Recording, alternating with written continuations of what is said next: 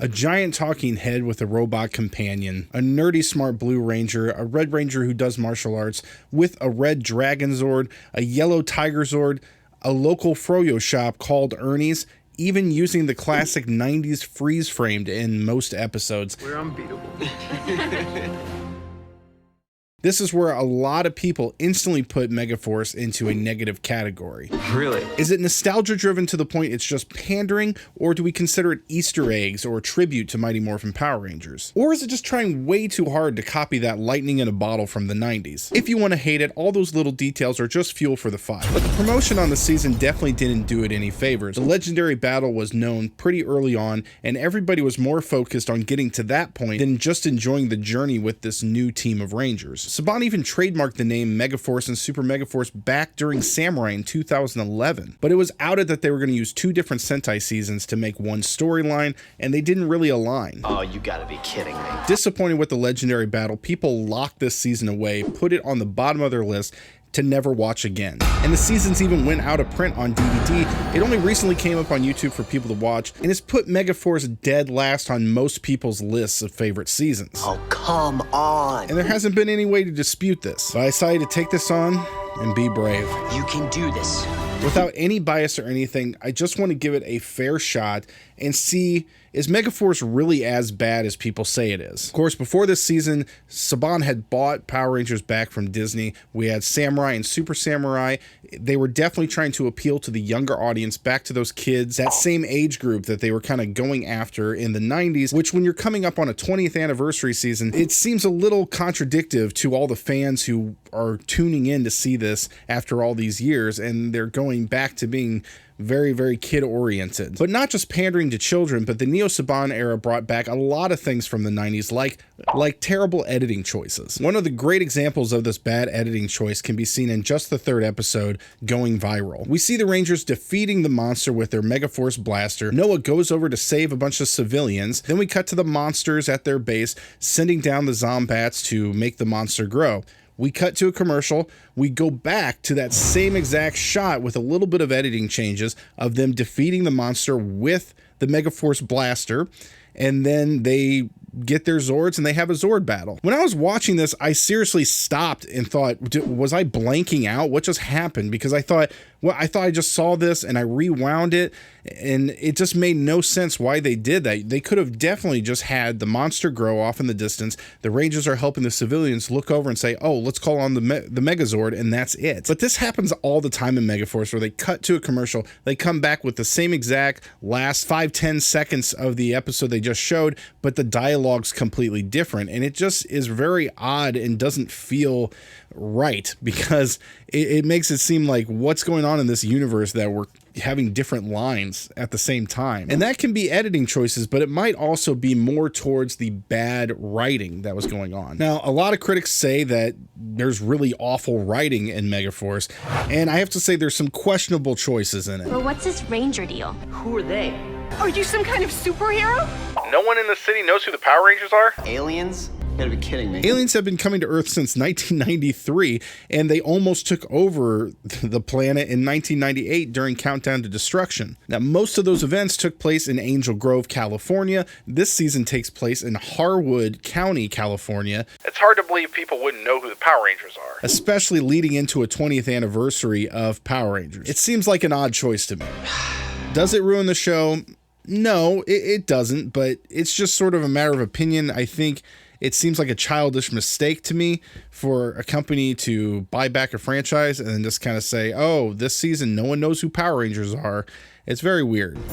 Come on, guys. Over the years, people have tried to explain this by having a theory that the universe that we are in started over when Samurai happened. So Samurai is a completely new universe. Samurai, they're a little bit more secretive. These families are, passing down powers through generations. So it's something to say that maybe it is a different universe. But Gosei does mention Zordon as his mentor. Of course, in the comics, which aren't canon to the show exactly, but Zordon can kind of go between dimensions, and he does kind of do that in the show a little bit. So it's possible that maybe Zordon came to this dimension, trained Gosei or taught Gosei. That's where this all comes from. And that's why the Rangers don't know who any of these Ranger keys belong to or who they were. It doesn't really make a lot of sense, but hey, it's the best I can come up with. Another thing people say online is that the acting is absolutely horrendous in this season. I just watched this season, and to be completely honest with you, I don't see it at all. I mean, the acting is definitely a huge improvement. I was very honest in my Samurai breakdown video. The acting in Samurai is pretty rough. Yes, I am the Red Ranger. The Jake and Noah scenes are very natural. They're good buddies. Emma and Gia's scenes are always really, really good. People love hating on Andrew Gray, who plays Troy, and I know people are going to still say he sucks, even though they're not going to bother to go back and rewatch it and give it a fair chance. But honestly, I think he was actually a very good actor, and he had a few lines here and there that people always want to bring up as, oh, this line was so awful and he was so bad at it. But when you actually look back, I mean, there's only a couple of those instances, and the rest of the 99% of his acting is pretty fantastic, actually. If you watch any panels of them at any Comic-Con events, you can tell that this cast really, really gets along and they like each other. At least if they don't, they really fooled me. So if it's not the acting's fault, then why does the season seem so off to people? One of the aesthetic parts of this show that people have never mentioned, I've never seen anybody comment this, but I think subconsciously it plays a part in how we perceive this season, is that the command center is really, really small. You know, Mighty Morphin Power Rangers had this massive command center, mostly black curtains, but it seems big, and as do most Power Ranger bases. Although it's a beautiful set, their command center is great, it's small and very claustrophobic. I think it's the smallest Ranger base we've seen in Power Rangers to date. Of course, in the base we have Gosei and Tensu. By the way, Gosei and Tensu are taken from the Sentai name Tensu Sentai Gosanger. I can't say that correctly, but it's close. Tensu's design is actually inspired by 80s robots. If you didn't know, Alpha 5 was designed after 50s era robots. And of course, critics love to bash on Gosei and say he's a terrible mentor, but Gosei is basically a carbon copy of Zordon, so why do people hate Gosei? I've noticed we really don't see him that often. Gosei, do you read me? Gosei! No answer at all? Nothing. Because the Rangers almost only interact with him over their communicators. Eliminates one of the key elements that we as Ranger fans know about each episode, is that we're gonna go to the command center, we're gonna see the mentor. They don't talk to Gosei in person after the pilot until episode 8, and it's at the very end of the episode when they're questioning him about Robo Knight. Now, after that episode, they do sprinkle in a few more times where they're at the command center for this first season, but it still isn't consistent. Now, the structure of the episodes in Megaforce is really strange. The traditional Power Rangers episode starts with a local hangout place, or maybe even at the base. They jump to the villain observing the team. They make a plan. The team is ambushed or encounters a monster attack. The team gets beat, or they kind of shoo away the monster. The team then goes back to their command center, Astro Megaship, Aqua Base, Clock Tower, Animarium, Ninja Ops, Dino Cave, Delta Base, Root Core, Hartford Mansion, Loft, Garage, Shiba House, Dino Lab, Mix, Workshop, Grid Battle Force, Dino Hench, even Cranston Technologies. You guys okay? Then they see the monster come back, they morph,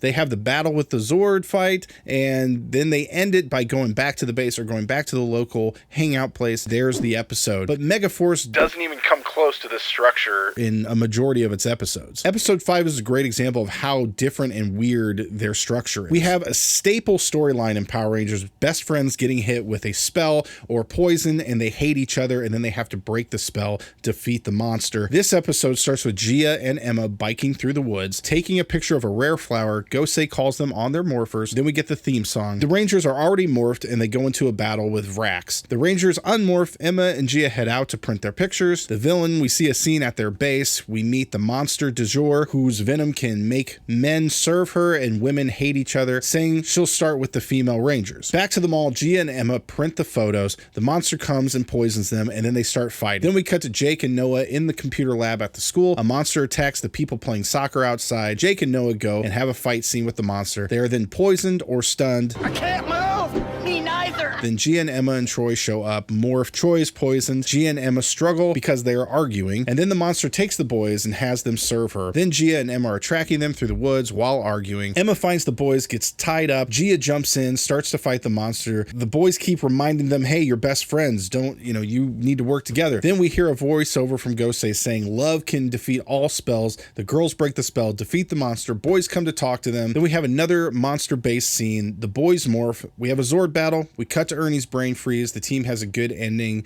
of the episode. Emma sent the picture of the rare flower into the newspaper. So, wow. Yeah, there's a lot going on in this episode. Way more than what you would see in a typical Mighty Morphin Power Rangers, or really any other series for that matter. No on-screen moments with the mentor. We never see Gosei or Tenzu at all. They don't show them in the episode. Morphing is an odd choice as well. The only ones who don't morph, or we see them morphing, are the girls, who are the focus of the episode. They're the main part of the episode, but only the boys are seen doing their, full morph. The monster base scene, they don't have any discussion as to, oh, those two girls are too close. They're a good team. We need to do something to break them apart. They don't have anything like that. They just have this random monster show up and they're like, cool, yeah, you go do your thing. And they're not observing the Rangers and thinking about how to defeat them. It's just very strange. And they have 3 full-on morphed battles, way more than most Power Ranger episodes. The first battle is with Vrax. It's completely unneeded. And like I said, he doesn't go back and give any information to the monsters or say, I couldn't beat them because these 2 girls are too good of a team. And the scene with Jake and Noah is a little too long, and it drives focus away from the episode being about Gia and Emma. All around, it's just so off in so many ways. Wasted time on things that don't matter, and I think they are using fight scenes because they have so much extra footage from a full season of Sentai that they can cram into whatever they want in this. I think it's just kind of lazy writing. It's just throw another fight in there and that'll work out for us. It's a lot cheaper to just do some voiceovers than to film a whole entire scene. Honestly, the first episode that actually felt like a full-on traditional Power Ranger episode is episode 11, where they get their ultra powers. It starts out with the Rangers coming to the command center, being told about a sword that has been uncovered, setting up the mission for the episode. They head out to find it. A monster creates this illusion of an attack in the city. They actually contact Tensu and Gosei, which they usually just run right into battle, and they ask what's going on in the city. And when they contact Tensu and Gosei, they actually show them. What? They're actually in a shot. There's B-roll of them actually doing something or talking to them. You are so beautiful. It's not just a voiceover. We actually see their faces. It's so easy to do. I don't really know why they haven't been doing this throughout the episodes. Robo Knight comes to help them. Then they fight the monster. They find the sword. Troy has to prove his bravery to this sword. And then the Rangers get their ultra powers. They defeat the monster and bum. They come back to the command center and they celebrate their victory. But even that episode is missing certain key elements of Power Rangers. How? If they had a 1-minute clip at the very beginning at Ernie's brain freeze, Ernie does something silly. Nice get. The Rangers communicators go off and they say they'll be right back. That would hit every mark that Ranger fans expect, but they just kind of leave out certain elements and they don't really think we need to hit everything in these episodes. We also experience a lot of different villain fractions, which we have the Insectoids, which should be from Edenoi, by the way. I really think they should have mentioned that in the show. Get a little Masked Rider call out there. Same universe. Mutants that are made from the pollution of the Earth. Robots. By the way, Admiral Malcor is voiced by Campbell Cooley, who's one of the longest running voice actors in Power Ranger history, and I got to interview him. It was one of the greatest things ever. Give it a try. Really, please check that out. I love that interview. And Campbell's such a great guy. If you ever go to a Comic-Con with him, you definitely need to go talk to him. He's great. Personally, I liked in Operation Overdrive when we had a bunch of different villain groups. Those villains were all competing towards one goal though, and having that competition between them was a cool dynamic. But these groups, the thing that is weird to me is that it's quite confusing as to why suddenly the mutants are attacking, and they've been on Earth apparently all this time, and now they're just deciding they're going to start trying to attack human beings, even though they've just kept to themselves. And then we have the robots show up, and it's like, what's going on with the robots? I don't know. And the certain villains just kind of disappear, and then they reappear, and sometimes they say why they were gone, but I don't remember them ever setting that up before. Maybe they did and I just missed it. But I really wish they would have taken more time with the villains to sort of establish or make it known that, hey, we're hiring the mutants, like we're going to bring them in and do this. But it was kind of confusing as to how they did it. I get this comment on occasion of how would you fix this season, or how would you change it to make it right? Well, and usually I don't have much to say about it, but this season actually gave me a lot of thoughts. And one of the things is that the comic relief is really a rough situation. This is probably one of the seasons that it just didn't land, and that's something they needed to fix. really bad. But I'm going to make a whole video on that because I actually am really excited to make that. So be watching for that in the future here. Now, the team dynamics for Megaforce is a little strange compared to other seasons. Usually, you want the whole team to sort of interact freely with each other. Any ranger can talk to any ranger, but it's heavily divided in this season right from the start. We have Gia and Emma being best friends, and it's very solid that they're best friends. What are you going to do about it? Jake and Noah are best friends, and that's a very solid friendship as well. Wrong. And then we have Troy, who is the new kid in town, and he's very, very much a loner. But Troy's also the leader, so he's this lone wolf who is now the leader. And in certain seasons like Wild Force, it kind of made sense, but they didn't really make Cole like an outsider. He just, when he joined the team, he was a part of the team, but Troy still kind of maintains that for a period of time. So if you only watch a few episodes, yes, you would have that reaction. Man, this team, they're just weird. They don't get along, or they don't connect the way they should as a Ranger team, but their friendship grows a lot through the season. Emma and Noah start to connect with each other. Gia and Troy have somewhat of a bond as well, and all around they just become friends. Gia and Jake's dynamic is one of the most unique in a Power Ranger team. The love-struck puppy who's following this girl, and the girl who's kind of enjoying antagonizing him and leading him on a bit. In your case, I think it was better the other way. Girls go for the strong, silent type. Tell us he's learning. More than some of us could say. I love expensive stuff. Now, the only real example I can think of in Power Rangers for this would be Joel and Miss Fairweather in Lightspeed Rescue. The only difference really is that she's not a Power Ranger, so that dynamic doesn't really affect them in battle or when they're trying to figure out how to defeat a monster. In the first few episodes, I really was sitting there thinking, this is going to ruin the show. This doesn't make any sense. It doesn't work. And then as the season went on, it kind of created that will they, won't they sort of feeling, and I actually started to love it. I really did. But it took me a little bit because it's just very, very different from any other season of Power Rangers. I'm going to do a season breakdown of Super Megaforce and do that separately. I want to see how all this holds up, but I'm not going to go too far into the characters because there's a lot more storyline for all of them to, for me to see of them. So I'm only going to mention a few things here and there about each character, but that video will have more. Gia is the hot girl. And I only say that because Saban wants to establish very quickly the Kimberly character. It was very successful for them, and they really, really wanted to make sure that they had this beautiful, gorgeous girl. And of course, every actress who's on Power Rangers is beautiful and gorgeous. The reason I say this because they have this kind of cheesy 80s like slow motion walk where Jake is just watching her in awe. If it's too bad we had to go down in flames. You never let me say goodbye. Right after that, Noah even says she's the hottest girl in school. And they really present Gia as sort of this, kick butt sort of character. Gia doesn't let anybody tell her what to do. She's a very aggressive character. You can relate, right?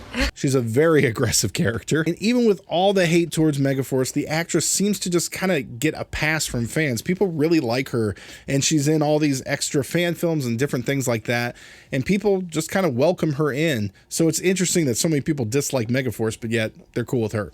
She actually auditioned for Samurai Yellow, and she turned it down. She said she just didn't really feel that character. She didn't think it was right for her, and they wanted her back. So they called her up and got her on for Megaforce. Emma is selected by Gosei as well as a great BMX cyclist. We'll see if that kind of continues in Super Megaforce or not. She cares about the environment. Saban's very pro-environment, of course, trading in that Valley Girl gymnast for the soft-spoken photographer, BMXer. And I don't think that Kimberly's character being sort of a Valley Girl would work in today's, even back in 2013, 14. I don't think that stereotype would really land well in a TV show, even though people love Kimberly and they would say she's the best Ranger or best Pink Ranger.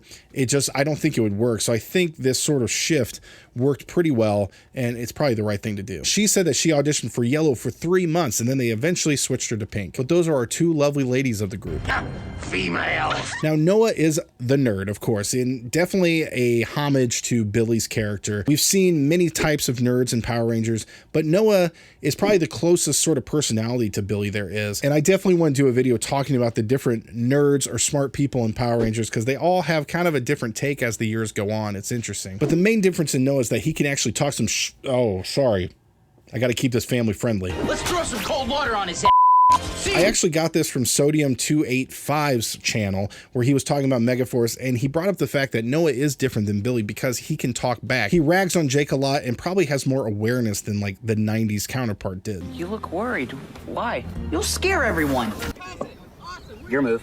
So far, what's off about Noah is that his brains don't really play a role in the show. Like in episode 6, Troy and Emma are greatly affected by this monster's music, and in this scenario, Billy from Mighty Morphin Power Rangers would have made like a special set of headphones to block the noise, or in Dino Thunder, Ethan would have found a way to maybe isolate them from the noise, or even Ollie in Dino Fury could have done something to help, but instead, Noah never really does anything with his intelligence to, help the team out. The only real example I see of him using his brains is episode 3, where he says we should quarantine the civilians who are being sprayed by the monster, but that's it. I mean, that's the only thing he really ever says. Noah is played by John Loudermilk, who is a professional at running into scenes and telling people things. Yeah. Hey, guys.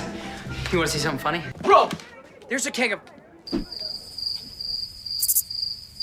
ice cream in room 321. Oh, it's on! Jake is selected as, the athletic one. One thing to notice is that his screen lights up green, and there's also some other things that show him a sort of precursor to him becoming the Green Ranger in Super Megaforce. Now, you have to give props to people that they at least plan that part out. I think Jake embodies the Black Ranger personality like Zach so well because he's full of life just like Zach was. Zombies, don't eat my brain! Now, Jake's actor actually was roommates with Jaden from Power Rangers Samurai. And there's a YouTube video of them doing a fight scene. One's playing assassin, one's playing a samurai. It's called Warrior Showdown. You can check that out. People love to hate on Troy. Kind of the copy of Jason, a martial artist, but people, they have a very high standard for Jason, so they want to sort of always go after somebody like Troy. But I'm going to do a full breakdown of him because I asked people online, what do you think makes a great leader, a great Red Ranger? And a lot of the things people said actually are the definite qualities of Troy. And even though you may not like him or you may not like the season, there's a lot of positive things about him, and I want to do a separate video on that. Now, a lot of people hate on Robo Knight and say he's a terrible character. Gosei has an explanation for him, so at least that's nice to know that there's some sort of idea behind him. It's understandable, even if you don't like it.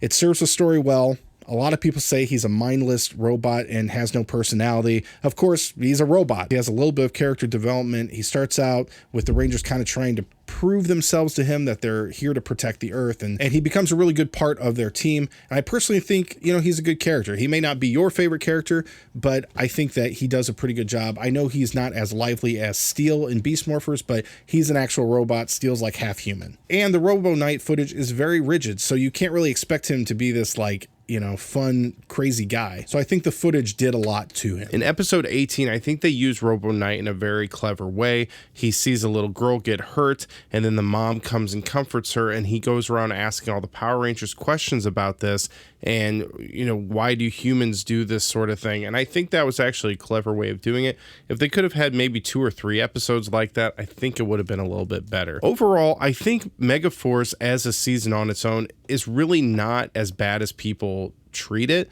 Yes, it's a little different form-wise, but people blame it on the acting. People blame it on a lot of things that actually, when you go back and rewatch it, and again, there's people who are never going to go rewatch it, but they're going to say it sucks without, actually doing the research themselves. But there's a lot of things they do well as a team. They fight very well together. That's never really a question. I mean, they do a lot of things like they'll use 2 different attacks like wind and water to put out a fire or to create a more powerful attack. They work really well as a team. Overall, I actually kind of like this season. Again, it's very different. There's things I would change about it, but I want to see, how does this apply into Super Megaforce? Do they maintain a lot of this stuff, or does it really go as downhill as some people claim it does? But thank you guys so much for watching.